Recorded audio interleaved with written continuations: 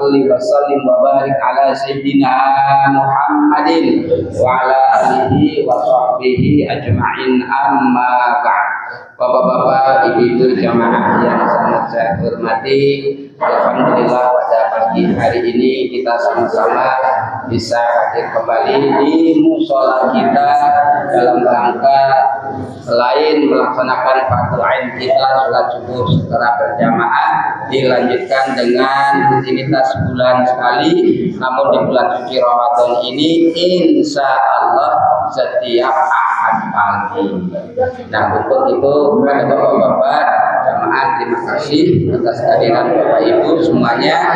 Dan yang kedua, kepada bapak ibu, ayo sama-sama dalam bulan suci Ramadan ini kita manfaatkan, kita gunakan dengan kegiatan-kegiatan berbagai aktivitas ibadah, baik yang afdal maupun yang ghairu afdal, dan mudah-mudahan seluruh rangkaian ibadah kita diterima, dikabul Allah Subhanahu wa taala, dan mudah-mudahan kita diberikan kekuatan, kemampuan serta keberhasilan dalam menjalankan berbagai aktivitas ibadah, dan mudah-mudahan kita selalu sehat dan di bawah berkahan Allah Subhanahu wa taala.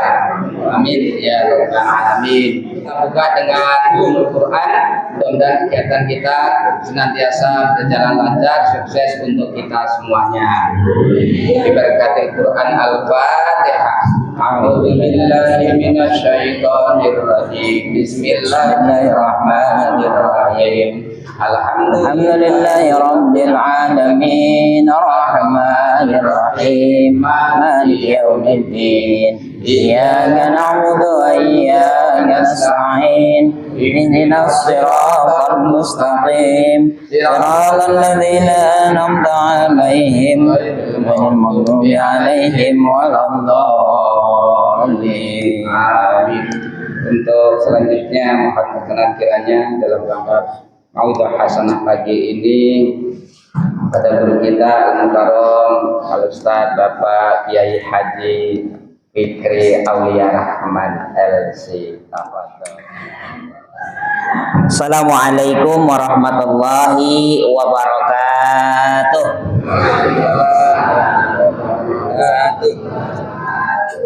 Bismillahirrahmanirrahim. Alhamdulillahilladzi ja'ala ramadhana syahrus siyami wal qiyami wa tilawatil Qur'an.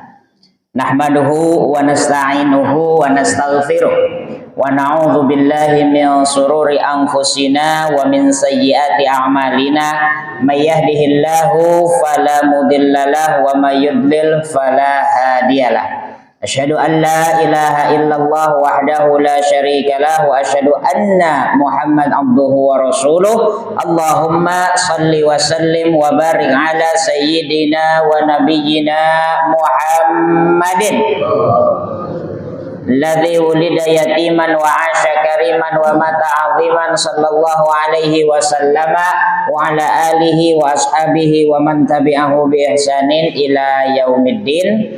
Rabbi syrah li sadri wa yassir li amri wa hlul 'uqdatam min lisani yafqahu qawli. Shadaqallahul 'azim wa shadaqa rasuluhun nabiyyul habibul karim. Hadratal mukarramin wal muhtaramin, wabil khusus yang kami hormati Bapak RW, Pak Haji Sahadi, dan seluruh para bapak dan ibu-ibu yang hadir pada kegiatan Ahad pagi ini, yang insya Allah selama bulan Ramadan kita akan lebih sering bertemu, yang hanya datangnya 1 tahun 1 kali. Mudah-mudahan dengan adanya kegiatan ini Allah jadikan Ramadan kita menjadi Ramadan yang barokah, menjadi Ramadan yang istimewa, diampuni dosa-dosa kita dan dilipat gandakan pahala kita. Amin ya rabbal alamin. Puji syukur kita haturkan kepada Allah Subhanahu wa taala yang Maha Pengasih tanpa pilih kasih dan Maha Penyayang tanpa pilih pandang. Salawat dan salam kita sanjungkan kepada Nabi kita, Nabi besar Muhammad sallallahu alaihi wasallam, beserta para keluarga dan sahabatnya juga para pengikutnya. Hadirin jamaah kajian dan sholat subuh serta jamaah yang ada menonton saat ini di channel YouTube Susukan _05 official yang berbahagia. Suatu saat Nabi Muhammad SAW itu ketika berada di Masjid Nabawi, di Masjid Nabawi itu kan mimbarnya Rasul kan ada tangganya ya, ada beberapa anak tangga di sana. Sahabat Nabi SAW saat itu sedang duduk bersiap untuk menunggu Nabi Muhammad untuk berkhutbah di atas mimbar. Tenang suasananya. Kalau kita Jumatan hening itu biasanya tidur, ngantuk, melek-melek udah komat, gelek-gelek udah selesai nih, tinggal bangun ya. Saat itu ingin menaik mimbarnya untuk berkhutbah. Sahabat udah tenang di sana semua, sudah siap mendengarkan. Tiba-tiba Rasul begitu naik anak tangga pertama, langsung mengucapkan amin. Bentar ini lagi. Anak tangga kedua mengucapkan amin lagi. Anak tangga ketiga mengucapkan amin lagi. Ketika itu sahabat heran. Kenapa tiba-tiba Rasul kok mengucapkan amin?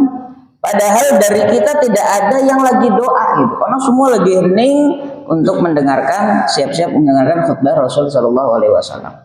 Begitu khutbahnya selesai, Rasul turun dari mimbar, kemudian salah satu sahabat bertanya, "Ya Rasulullah, kenapa engkau tadi ketika naik tangga mimbarmu engkau mengucapkan amin sampai 3 kali? Padahal saat itu kami dari para sahabat semuanya tidak ada yang berdoa ya Rasul." Apa kata Nabi Muhammad? Ketika aku menaiki anak tangga yang pertama, berdoa di depanku dengan doanya yang berbunyi bu'dan liman adraka ramadhana falam yughfarlah.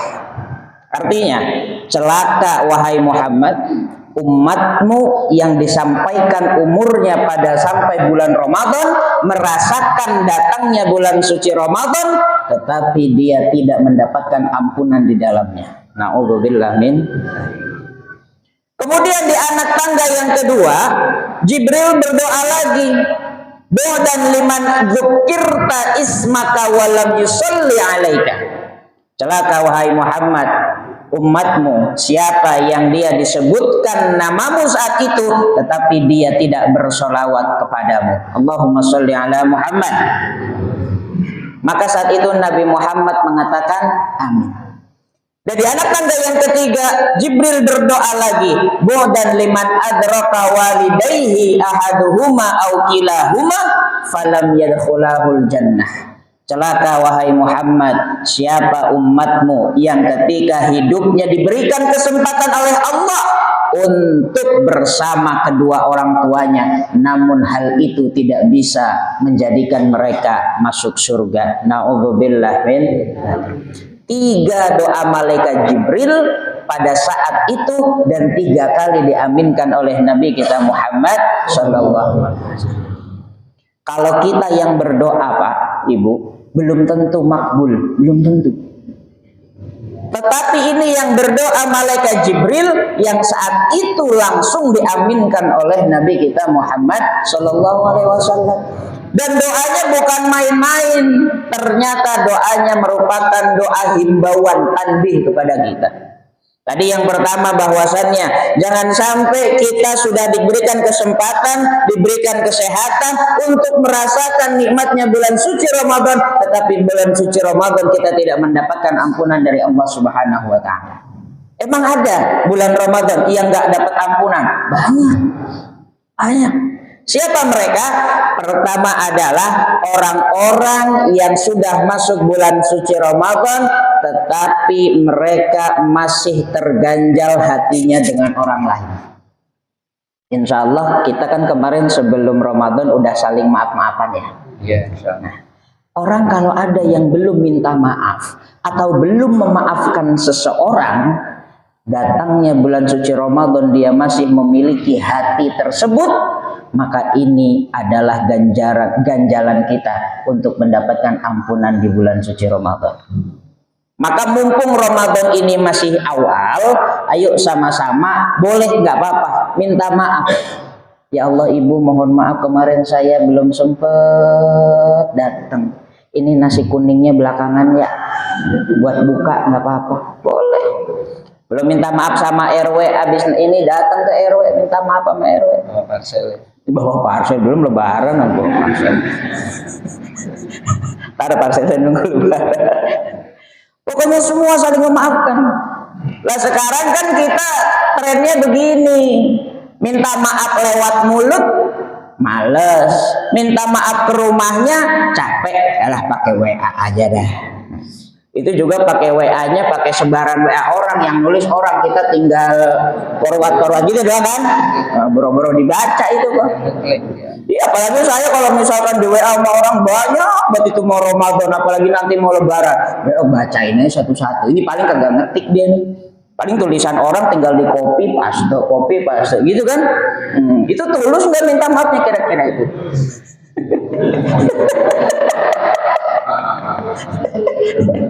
Itu tradisi zaman berubah. Yang dulunya kalau kita minta maaf dari pintu ke pintu, dari rumah ke rumah, silaturahmi, dengan berkembangnya media digital sekarang, bukannya untuk mengurangi apapun, tetapi kadang antara males dengan yang simple itu beda tipis. Biar simple aja pakai WA, padahal hatinya males. Ini makanya niat. Boleh silakan minta maaf via WhatsApp, minta maaf via apapun, tetapi memang itu minta maafnya benar-benar dari dalam lubuk hati masing-masing. Insya Allah dengan saling memaafkan pintu satu sudah terbuka. Tetapi itu tidak menjamin juga kita mendapatkan ampunan Allah. Siapa yang tidak mendapatkan ampunan? Yang masih menganggap bulan suci Ramadan ini sama dengan bulan-bulan yang lainnya. Mindset kita kalau udah bulan Ramadan ini harus beda, Pak.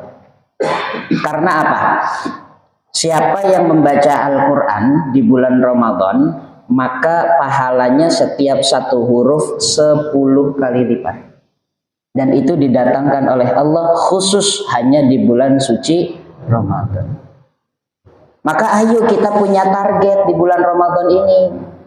Ya kalau misalkan sebelum Ramadan kan ibu-ibu habis subuh langsung menuju dapur kan, nyiapin bumbu apa segala macam. Kan kalau sekarang habis pas lagi Ramadan enggak. Ke dapurnya sebelum subuh. Nah makanya habis subuh senantiasa sempatkan untuk minimal membaca Quran. Jadi ada bedanya, kita merasa bahwasannya oh ya Allah Ramadan ini sangat berbeda, nggak sama bulan-bulan yang lalu. Maka kalau kita merasakan Ramadan ini berbeda dengan bulan-bulan yang lainnya, insya Allah kekuatan hati kita untuk beribadah lebih banyak, lebih khusyuk akan tiba di bulan ini. Contoh lagi, taraweh. Ini musola masih penuh nggak Pak Ji? Sampai mana? Sampai atas? Sampai samping? Enggak. Ibu-ibu di samping. Udah tinggal berapa shop ini malam ke-6 nih? 5 ya. Dari aslinya 20 kali ya. Masjid masih penuh ya. Nah ini. Ayo sama-sama bedakan antara bulan suci Ramadan dengan bukan Ramadan.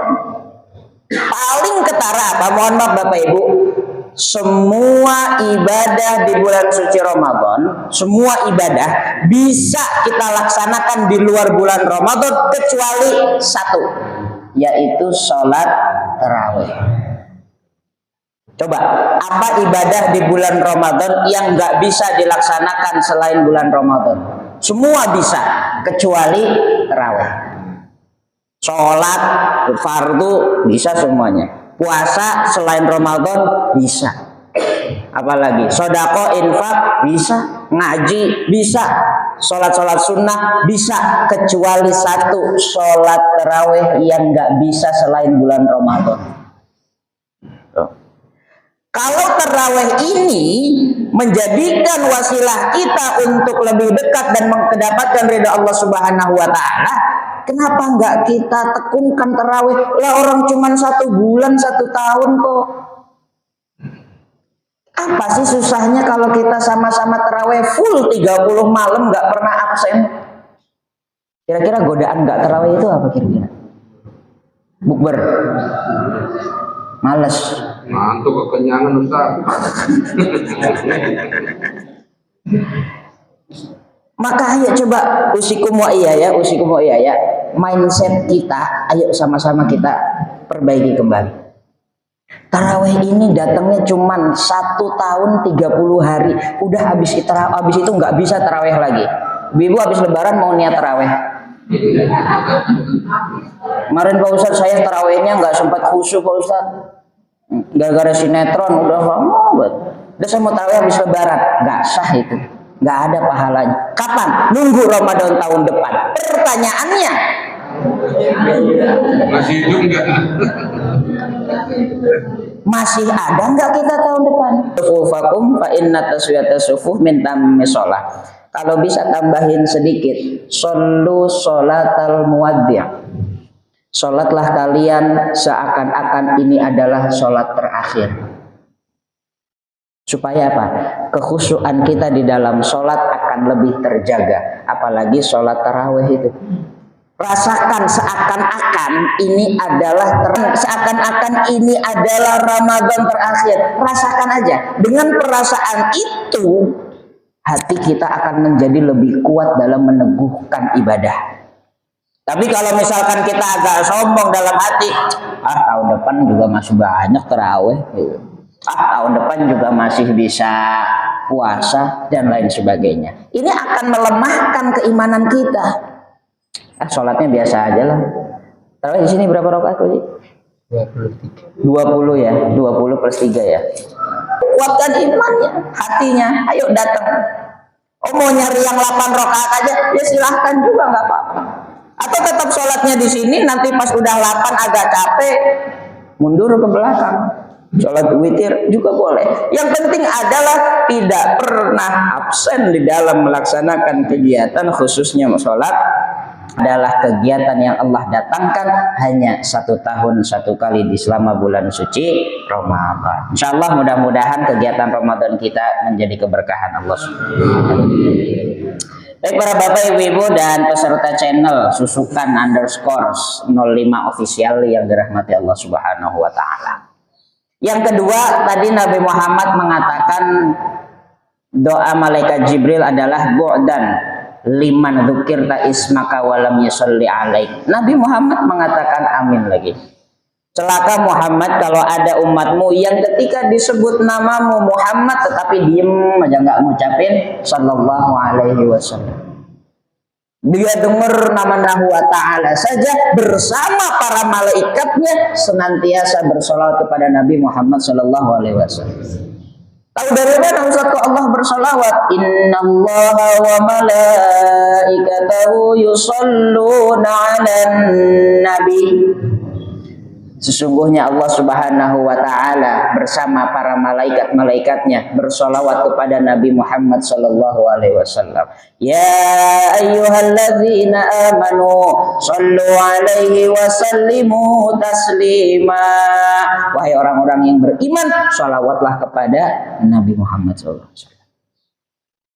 Dan katanya apa? Man shalla alayya sholatan, kata Nabi Muhammad, siapa umatku yang bersolawat kepadaku 1 kali, sallallahu alaihi biha asyrah, maka saat itu Allah akan bersolawat kepadanya 10 kali.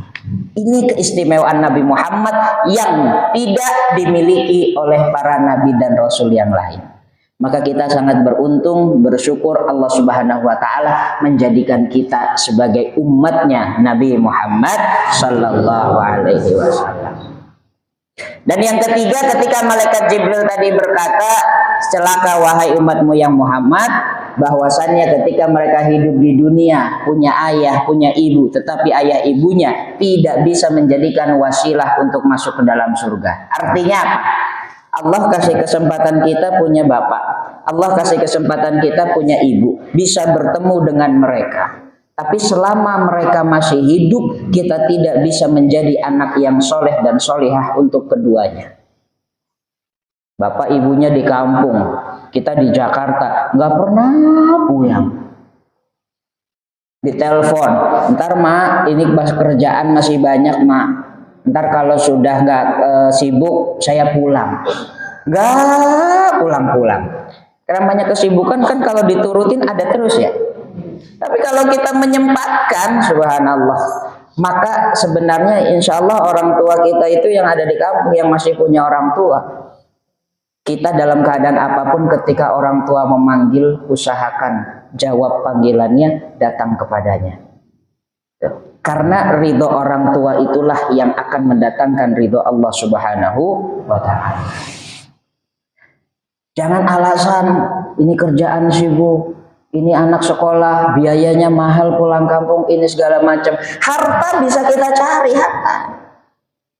Waktu masih bisa untuk kita luangkan, sesibuk apapun insya Allah bisa. Tapi ridho orang tua kalau mereka sudah tiada, itu hilang sudah. Maka kadang mohon maaf Bapak Ibu, kita kalau yang masih punya orang tua, bisa di rumah di Jakarta ataupun di kampung ataupun dimanapun, kadang mata kita ini agak tidak melihat. Kita jauh-jauh susah-susah mencari keberkahan, mencari ridho Allah. Oh, saya mau infak harta saya sekian puluh juta supaya apa? Dapat ridho Allah. Orang tua ditransfer cuma 300.000 sebulan. Infaknya ke masjid puluhan juta.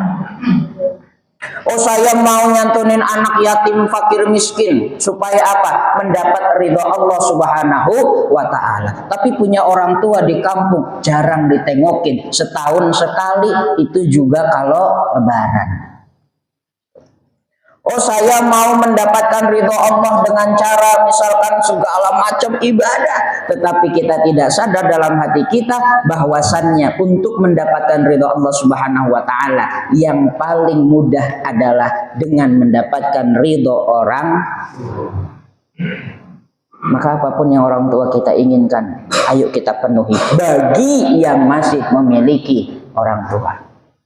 Ini yang masih muda-muda, yang bapak ibunya masih bersama kita semuanya. Ayo, jangan sampai orang tua kita sakit hati karena kita. Dan yang sudah tidak ada orang tua, bagaimana caranya kita untuk berbakti? Sampaikan infak kita di jalan Allah, dinamakan atas kedua orang tua kita. Doakan orang tua kita setiap kita sholat. Yang sudah tiada orang tuanya, ketika sujud terakhir sebutkan namanya dalam hatinya. Ketika kita membaca Quran, sampaikan ya Allah biwasilati hadzal qiraah, dengan wasilah bacaan Quran saya ini, saya limpahkan, saya berikan pahalanya salah satunya untuk kedua orang tua saya. Sebutkan dalam setiap ibadah yang kita lakukan, jangan lupa untuk selalu menyertakan untuk orang tua kita yang sudah tidak ada. Makanya masih banyak cara, masih banyak. Maka jangan sampai kita termasuk yang didoakan tadi malaikat Jibril, dikasih kesempatan hidup oleh Allah, tetapi tidak menjadikan kita untuk masuk ke dalam surganya. Na'udzubillah min dzalik. Baik para bapak ibu yang dirahmati Allah Subhanahu wa ta'ala, ini karena bulan Ramadan ini sangat istimewa, maka salah satu kegiatan selain daripada puasa, daripada tarawih dan lain sebagainya, ini yang tidak kalah dan tidak penting adalah bersedekah di bulan suci Ramadan. Allah berfirman dalam Ali Imran ayat 92, Bismillahirrahmanirrahim, lan tanalul birra hatta tunfiqu mimma tuhibbun. Nah ini, sekali-kali kamu tidak akan mendapatkan kebaikan yang sempurna kata Allah hatta tunfiqu mimma tuhibbun, sampai kita mau, sampai kita bisa menginfakkan harta kita dengan harta yang kita cintai. Bukan hanya menginfakkan harta doang, tetapi ada tulisan kata Allah menginfakkan harta dengan harta yang kita cintai. Karena apa? Infak itu dan sedekah. Di sini kan Allah menggunakan katanya hatta tunfiqu, sampai kamu berinfak. Bukan menggunakan kata-kata hatta tatasaddaqu, sampai kamu bersedekah. Emang infak dan sedekah ada bedanya? Ada. Makanya kita kalau misalkan akhir Ramadan nanti sering dengar tuh nama kata zis, zakat, infak, sedekah. Ternyata infak dan sedekah itu beda. Bedanya apa? Kalau infak, Bapak Ibu, ini wajib menggunakan harta benda. Oh, saya mau infak berarti harus ngeluarin uang. Oh, saya mau infak bisa jadi harus mengeluarkan emas. Oh, saya mau infak menggunakan apa? Beras. Oh, saya mau infak karpet. Oh, saya mau infak mik dan lain sebagainya. Jadi ada harta bendanya yang kita keluarkan, itu namanya infak. Kalau sodakoh bisa berupa harta benda, tapi bisa tidak berupa harta benda. Maka kalau ada dari kita yang mohon maaf secara ekonomi kurang baik, artinya untuk kebutuhan sehari-hari kita doang yang masih cukup, tapi untuk yang lain-lain belum cukup, kita tapi mau dapat pahala sodakoh, gimana caranya? Sodakoh bisa berupa tenaga, itu pahalanya pahala sodakoh. Sodakoh bisa berupa pikiran. Oh, ini ada kegiatan Ramadan, kasih masukan ke Pak RW. Pak RW, nih saya ada usul nih Pak RW. Gimana kalau kita kajian subuhnya Ramadan setiap Ahad pagi? Walaupun nggak bikin pisang goreng, enggak. Nah kan habis ini nggak ada makan berarti ya? Kalau nggak ada, ya nggak ada makan. Tapi usul pikiran itu udah namanya sodakoh. Sodakoh apa? Sodakoh pikiran. Bahkan kata Rasul, orang yang nggak bisa sodakoh apa-apa masih bisa sodakoh kok pakai senyum. Tabassumuka fi wajhi akhika sodakoh. Kata Rasul itu hadisnya sahih. Kalau engkau senyum kepada lawan bicaramu, kepada orang lain, maka senyummu itu adalah sodakoh. Dapat pahala sodakoh. Maka saya kalau ke masjid ini ada kotak amal diiderin, saya lihat ini kotak infak apa kotak sodako. Kalau kotak sodako, saya bilang sama pengurusnya, jangan tulis kotak sodako, takutnya begitu kotak amal lewat senyum doang itu. Kasih lagi, lanjut Pak. Senyum lagi. Oh, senyum lagi. Lanjut lagi. Lah namanya aja kotak sodako. Sodako boleh pakai senyuman. Maka namanya jangan kotak sodako, kotak infak ya, kotak amal ya, apalah gitu. Ya, itu namanya perbedaan antara infak dan sodako. Kemudian yang paling penting Bapak Ibu, di sini Allah menggarisbawahi infaknya mimma tuhibbun, menggunakan harta yang kita senangi, harta yang kita cintai. Orang itu kalau berinfak ada 3 kriteria harta yang dia keluarkan. Kalau imannya paling tinggi, maka dia akan menginfakkan dengan harta yang paling ia cintai. Kedua, ada orang yang berinfak dengan harta yang ia cintai aja, bukan yang paling, tapi yang ia cintai. Jadi misalkan, emang ada pusat orang yang infak harta yang paling dia cintai? Ada. Lah dia di rumahnya yang paling dicintai apa? Mobil pusat, di mobilnya dikasih. Ada. Terus kayaknya sih di sini agak mikir gitu, nggak jarang ya. Ya bahkan nggak ada kayaknya. Nggak ada. Belum. Ya mungkin mudah-mudahan habis pengajian ini ada kali. Amin ya. Pak RW, saya punya kontrakan. Berapa pintu? 20 Pak RW. Oh, hebat benar. Saya mau infak Pak RW. Berapa? 3 pintu. Wah. Diaminin tuh Pak RW. Jadi ada orang yang infak menggunakan harta yang paling dia cintai. Ya, tapi ini kadar keimanannya yang sudah sangat tinggi. Siapa salah satunya? Ada nama perempuan, seorang yang solehah. Dulu zaman namanya Siti Zubaidah. Siti Zubaidah ini adalah istri daripada Harun ar-Rasyid. Di Mekah dulu, Siti Zubaidah itu Bapak Ibu, dia punya Quran. Sama kayak kita punya Quran di rumahnya. Cuman Quran dia, ada satu Quran ini yang cover sampulnya itu semuanya berlian. Ibu-ibu nggak usah bayangin, nggak bakal nemu udah.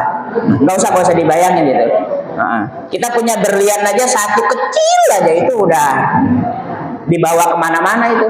Ngajian dipakai, arisan dipakai, kondangan dipakai itu. Apalagi kalau punya berlian yang kayak sampul Al-Quran gitu. Jadi Al-Qurannya kertas tapi sampulnya berlian.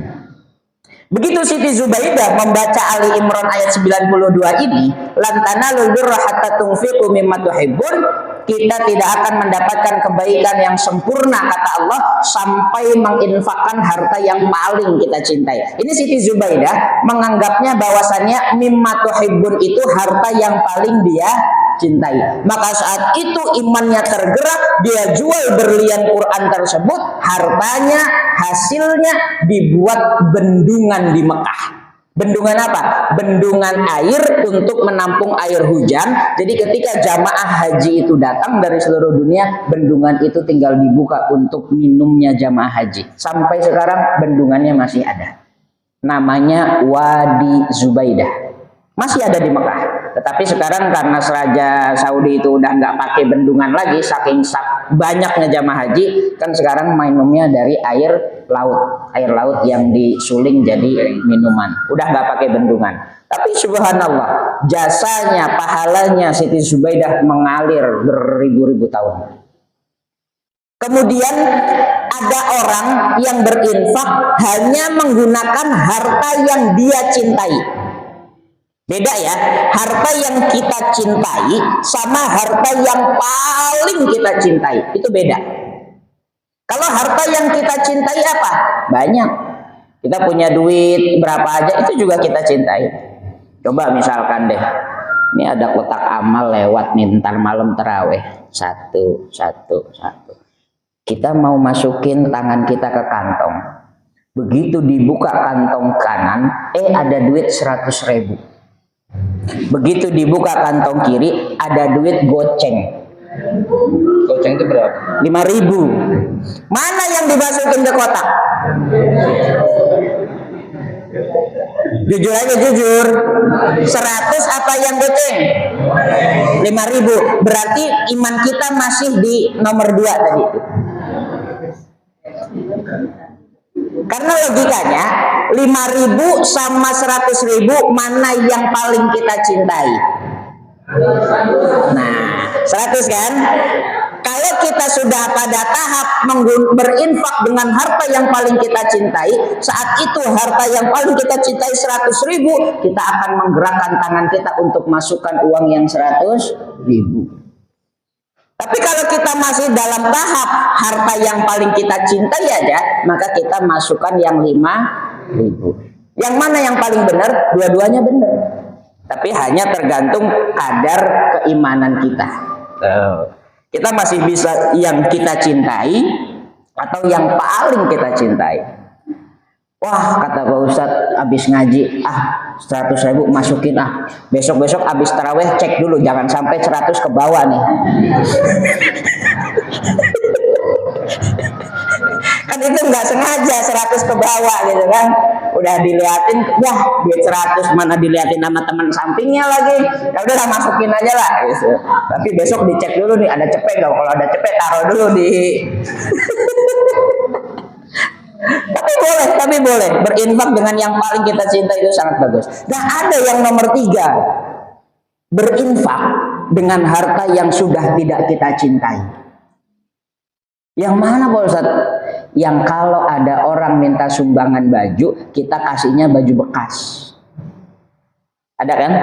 Ada. Coba ada fakir miskin minta baju, atau mungkin kegiatan lah ibu-ibu PKK keliling rumah ngetok-ngetok, Bu, ini kita mau ngasih sumbangan ke panti asuhan, kalau ada baju-baju yang nggak kepake. Terus kita cari kemana? Cari ke gudang, mana baju-baju yang nggak kepake, dikasih ke anak yatim baju-baju yang nggak kepake.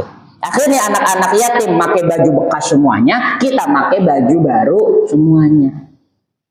Coba sekali-kali mindset kita dirubah. Jalan ke sono ke Ramayana, beliin baju baru. Nah, baju barunya itu yang dikasih ke anak yatim. Tuh. Boleh emang nggak boleh kalau infak pakai harta yang tidak kita suka? Boleh. Cuman wa ma tunfiqu min syai'in fa innallaha bihi alim. Dan apapun harta yang engkau keluarkan, Allah mengetahuinya. Kita ngeluarin harta yang udah nggak kita suka, Allah tahu, ya segitu pahalanya. Kita ngeluarin harta yang kita suka, ya Allah tahu, segitu pahalanya. Kita mengeluarkan harta yang paling kita suka, Allah juga tahu ya segitu pahalanya. Jadi antara yang 1, 2, 3 taraf pahalanya berbeda-beda. Karena keikhlasan dalam hatinya bisa jadi berbeda-beda. Maka ibu-ibu kalau sekarang kan kayaknya nih, ibu-ibu zaman sekarang suka nonton TikTok Shop nggak? Suka kan? Shopee Live itu ya. Bapak-bapak mah nggak tahu, bapak-bapak Bu. Tahu-taunya ada panci datang aja. Paket. Padahal mohon maaf, kita nonton Shopee Live, TikTok Shop gitu ya, itu tiba-tiba tangan, jari itu gerak sendiri Bu. Istri saya ngomong begitu, nggak tahu Pak ini gerak sendiri tangannya. Kok beli panci banyak amat, padahal panci masih ada di rumah, masih cakep, nggak tahu tiba-tiba pengen beli aja.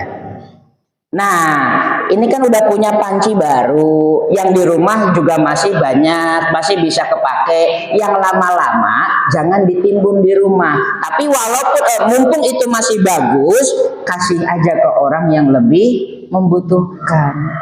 Kadang kita kalau ngasih orang itu yang jelek-jelek dikasih orang.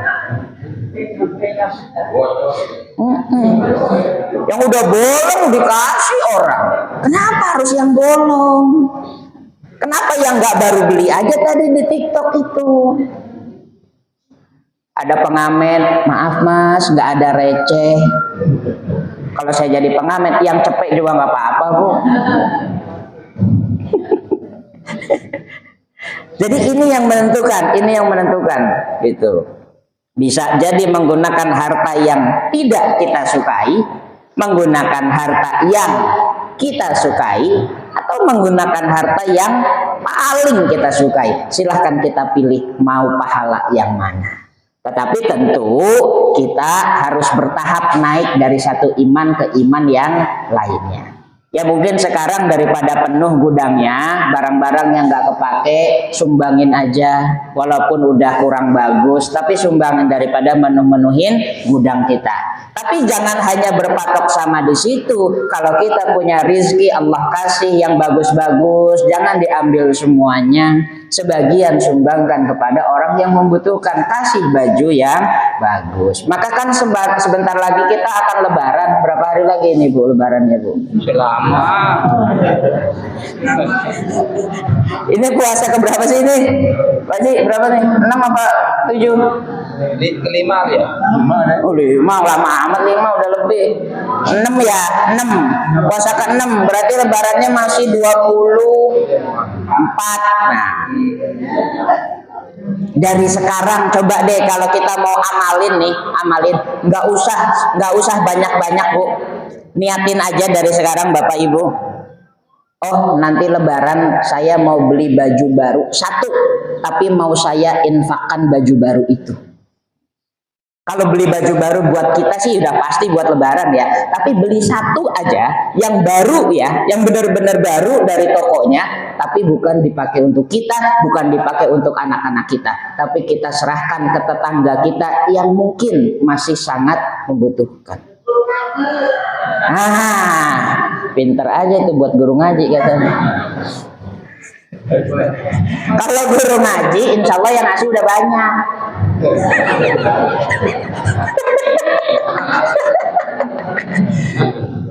Gitu. Ya tapi minimal adalah 1 ke siapa, kayak guru ngaji boleh, ke tetangga boleh, ke orang miskin boleh, dan lain sebagainya. Dan kata Allah kan melalui Nabi Muhammad begini, orang Islam itu kalau mau berinfak jangan nyari yang jauh dulu, jangan. Lihat kanan kiri dulu. Tetangga kita samping kanan ada fakir miskin, santunin. Samping kiri ada anak yatim, santunin, sumbangin. Depan rumah ada janda tua, nafkahin. Belakang rumah ada janda muda.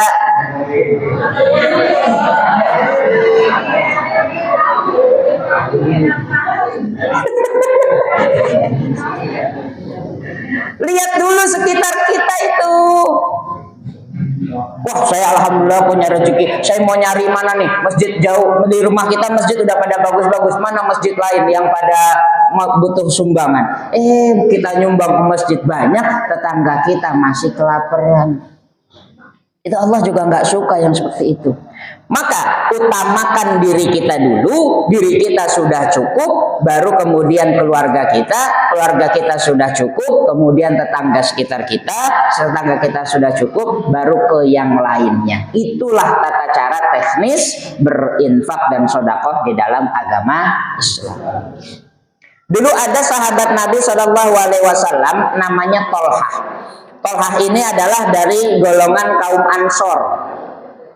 Jadi Tolhah ini salah satu sahabat yang sangat kaya raya. Sahabat Nabi kan yang kaya raya banyak ya.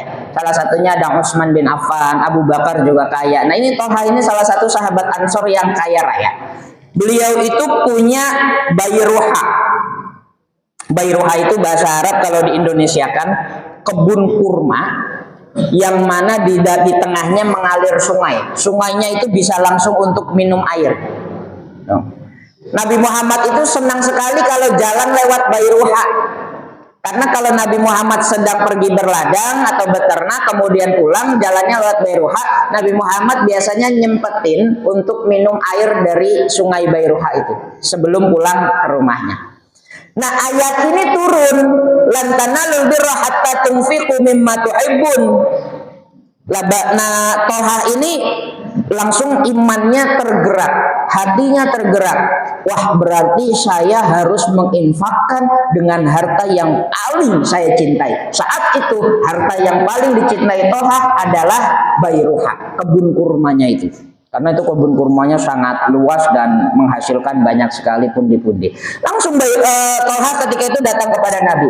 Ya Rasul, saya mendengar ada ayat turun, wahyu Allah, firman Allah turun bahwasannya menginfakkan dengan harta yang paling kita cintai. Apa kata Rasul? Silahkan wahai Tolhah, kamu infakkan Bayruha itu untuk anak dan istrimu. Tuh. Maka Nabi SAW nggak langsung menerima infak itu. Kalau diterima mungkin pertimbangan Nabi banyak.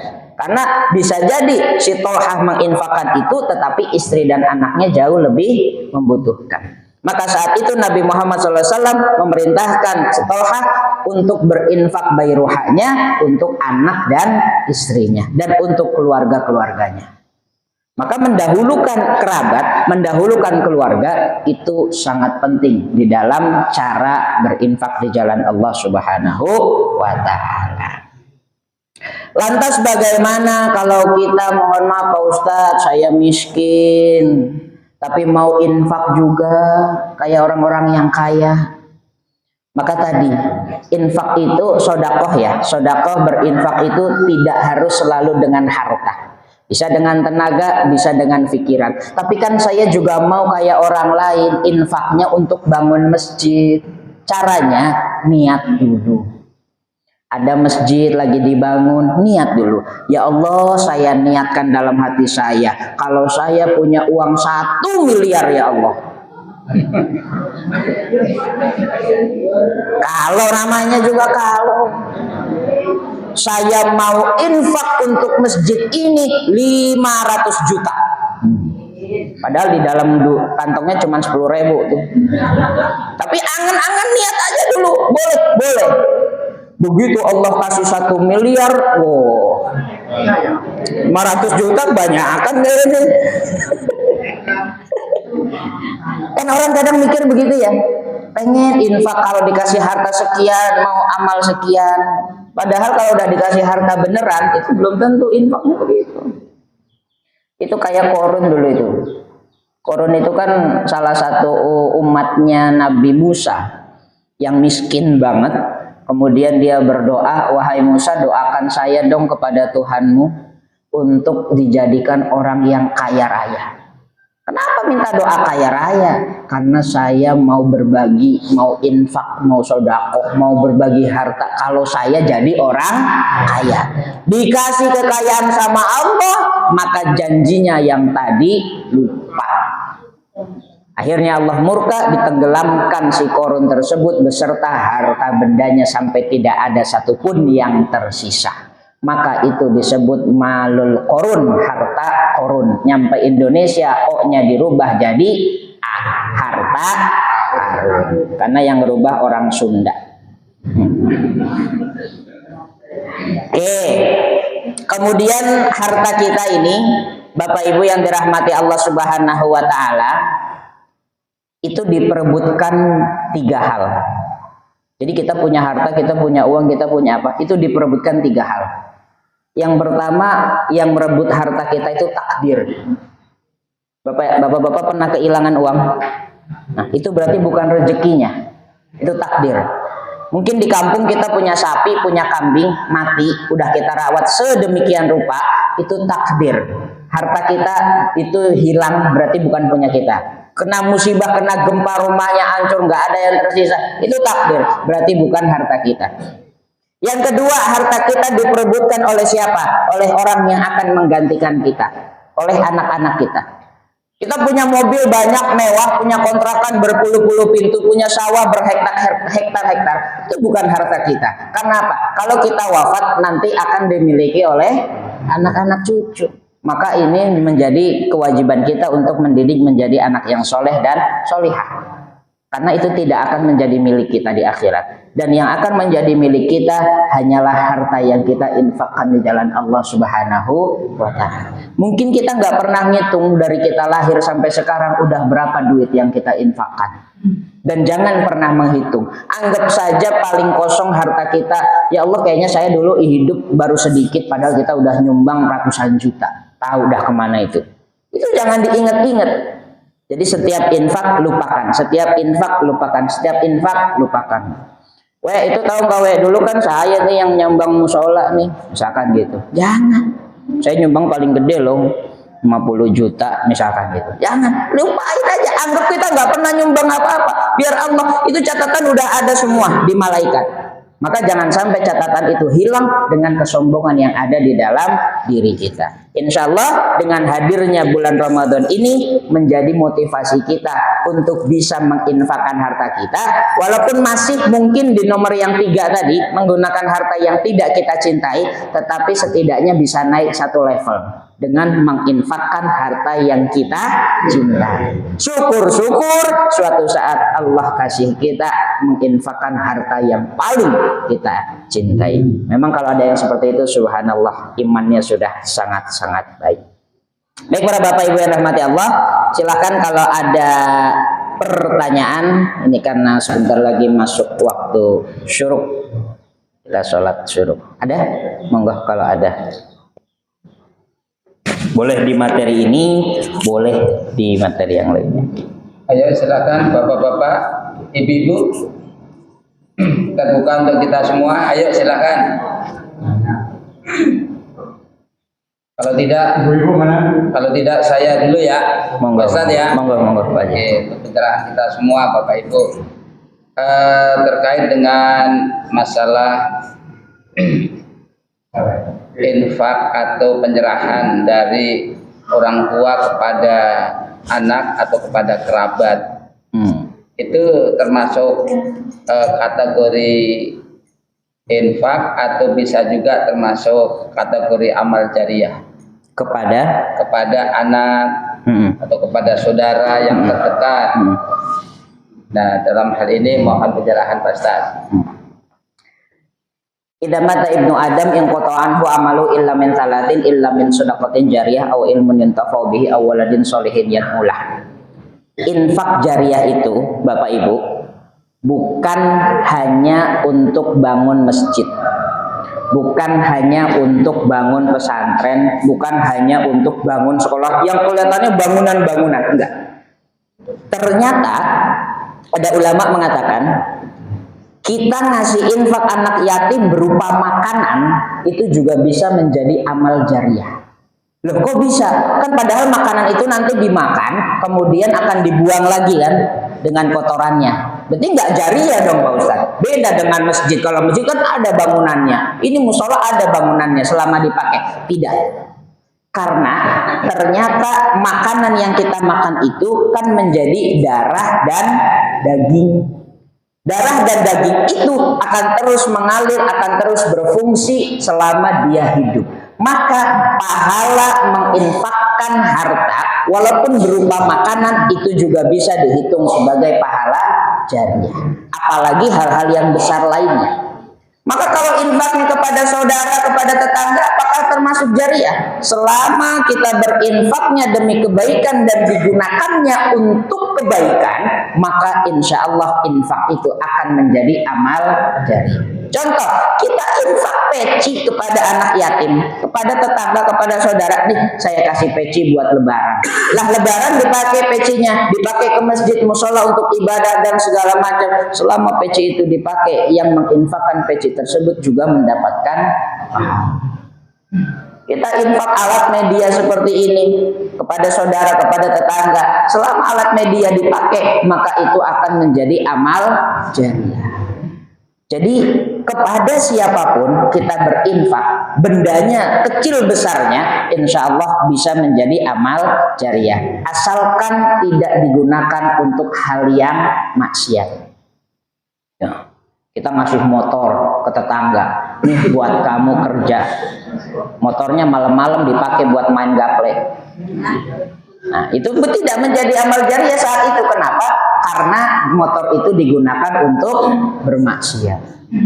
Motornya digunakan untuk tawuran misalkan. Itu saat itu tidak menjadi amal jariah karena digunakan wasilahnya untuk kegiatan bermaksiat. Tetapi maka kita berinfak di jalan Allah yang kira-kira bisa untuk menjadi amal jariah, kayak apa ya, sojadah, peci, sorban dan lain-lainnya. Itu lebih bermanfaat insyaallah. Makanan pun juga itu juga bermanfaat dan bisa menjadi amal jariah. Jadi prinsipnya kepada kerabat, kepada tetangga, saudara pun itu sama aja Pak Ji. Tidak ada perbedaan, sama menjadi amal jariah insyaallah. Oke. Silakan yang lain Bapak Ibu. Siapa? Oke, silakan. Ustadz, saya mau tanya kalau sunat ba'diyah itu kan sebenarnya lebih penting kan? Dari Jadi pertanyaannya maksudnya kalau seandainya kita nggak laksanakan sholat ba'diyah, langsung sholat tarawih aja gimana? Sedangkan kan ba'diyahnya kan lebih sunat muakkadnya itu loh Ustadz. Ya, jadi gini, di mana-mana ba'diyah dulu baru tarawih. Ada yang langsung tarawih emang? Enggak, ada waktu dikasih dia.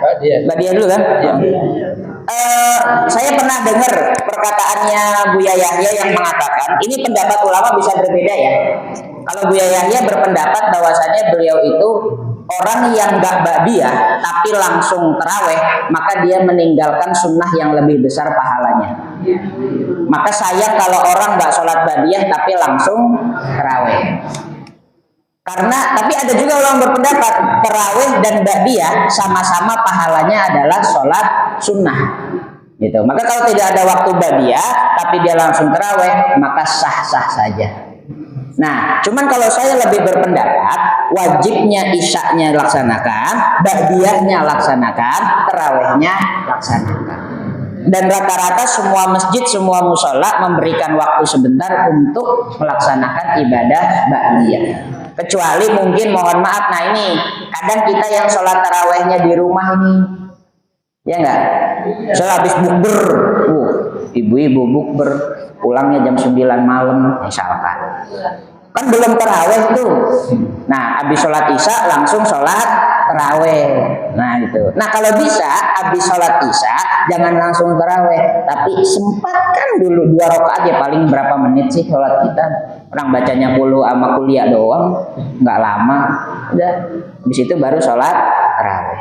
Gitu. Jadi ini perbedaan pendapat para ulama dan bisa saja diambil salah satunya. Kalau saya pribadi lebih cocok semuanya dilaksanakan, insya Allah. Baik, gitu ya Pak Ji. Cukup? Baik. Insya Allah di bulan suci Ramadan ini kita akan pertemuannya setiap hari Ahad ya. Iya. Nah, insya Allah hari Ahad ini, Ahad depannya lagi. Nggak tahu ntar Ahad terakhir udah pada mudik apa belum? Lihat sih kok ntar takutnya saya di sini berdua doang sama Pak RW depan-depan. yang lain dari YouTube di kampung masing-masing. Maka insya Allah minimal 3 Ahad ini akan kita laksanakan pengajian, dan mungkin nanti materi pengajiannya nyambung ya, nyambung supaya nanti kita dan ada review lagi dari materi kajian yang sebelumnya.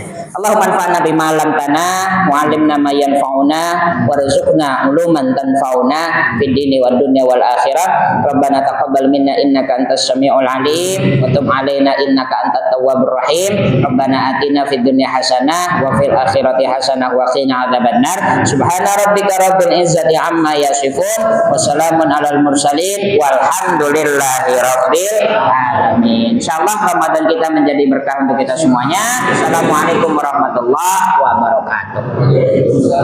Silakan.